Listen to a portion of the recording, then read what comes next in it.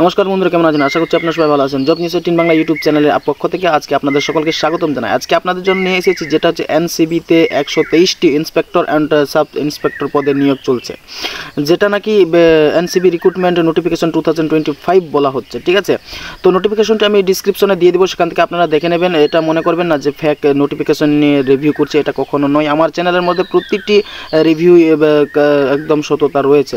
তো যাই হোক, আপনারা এই যেখানে দেখতে পাচ্ছেন যে আজকের যে নোটিফিকেশনটি এনসিবি রিক্রুটমেন্ট নোটিফিকেশন 2025, যেটাকে বলা হচ্ছে নারকোটিক্স কন্ট্রোল ব্যুরো। ঠিক আছে, সেখানে কি হচ্ছে 2025 সালের জন্য ইন্সপেক্টর এবং সাব ইন্সপেক্টর পদে মোট 123টি শূন্য পদে নিয়োগ বিজ্ঞপ্তি প্রকাশিত করা হয়েছে। ঠিক আছে, আমরা একটু দেখে নেব আর কি কি রয়েছে।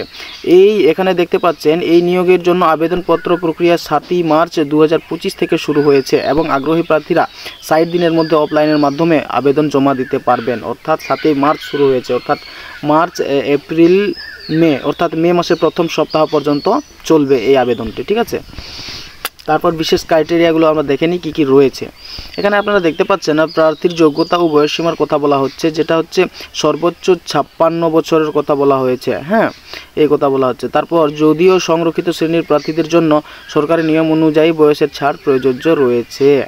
তারপর কি বলছে এদিকে, আবার উপরের দিকে প্রার্থীর স্বীকৃত বিশ্ববিদ্যালয় থেকে স্নাতক ডিগ্রিধারী হতে হবে, এই কথা বলা হচ্ছে। আর বয়সের সীমা হচ্ছে 56 বছরের থেকে নিচে। ঠিক আছে, তারপর পদের বিবরণের দিকে যদি আমরা লক্ষ্য করি, তাহলে আপনারা দেখতে পাচ্ছেন এখানে দেওয়া হয়েছে, যেটা হচ্ছে এখানে কি বলছে যে পদের নাম ইন্সপেক্টর পদে 94টি শূন্যপদ রয়েছে এবং সাব ইন্সপেক্টর পদে আমাদের 29টি শূন্যপদ রয়েছে। দুটো মিলিয়ে টোটাল শূন্যপদ দাঁড়াচ্ছে কত? এই যে এখানে দেখতে পাচ্ছেন 123টি। ঠিক আছে, এবার আবেদন পদ্ধতির বিষয়টি এখানে তারা উল্লেখ করে দিয়েছে। এখানে আপনারা দেখতে পাচ্ছেন আবেদনপত্র শুধুমাত্র অফলাইনের মাধ্যমে গ্রহণযোগ্য।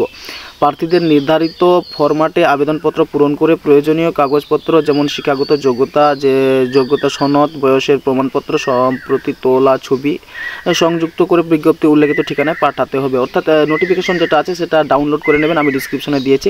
সেখানেই সেই ফর্মটিও রয়েছে, সেই নোটিফিকেশনের মধ্যে সেটা প্রিন্ট আউট করে সেখানে ফর্ম ফিল আপ করার পর আপনারা সেখানেই উল্লেখ করা হয়েছে যে কোথায় পাঠাতে হবে নোটিফিকেশনটি।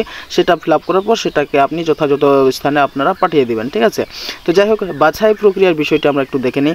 এখানে বলা হচ্ছে লিখিত পরীক্ষা হবে, তারপর ইন্টারভিউ হবে এবং শারীরিক সক্ষমতা পরীক্ষার মধ্য দিয়ে যেতে হবে। ঠিক আছে, তারপর আমরা দেখব আবেদন ফির বিষয়টা। এখানে কিন্তু আবেদনের জন্য কোনো রকম ফি ধার্য করা হয়নি। ঠিক আছে, এটাতে অনেকের সুবিধা হয়েছে। দেখতে পাচ্ছেন অফিসিয়াল ওয়েবসাইটের কথা। ঠিক আছে, এই যে দেওয়া হয়েছে narcoticsindia.nic.in, এটা হচ্ছে তাদের অফিসিয়াল ওয়েবসাইট। যাই হোক বন্ধুরা, এই যে গুরুত্বপূর্ণ লিঙ্কের বিষয়টা আমি অফিসিয়াল ওয়েবসাইট এবং নোটিফিকেশনের যে লিঙ্ক সে দুটোই আমি দিয়ে দেবো আমার ডিসক্রিপশনে, যেখান থেকে আপনারা দয়া করে দেখে নেবেন। ঠিক আছে, এটি ফেক নোটিফিকেশন নয়, এটা রিয়েল নোটিফিকেশন, আপনারা দেখে নেবেন। আজকের ভিডিও কেমন লাগলো, যদি ভালো লেগে থাকে নিশ্চয়ই একটি লাইক করবেন এবং অবশেষে আমার চ্যানেলের সঙ্গে সম্পর্কিত রাখার জন্য সাবস্ক্রাইব করে রাখবেন।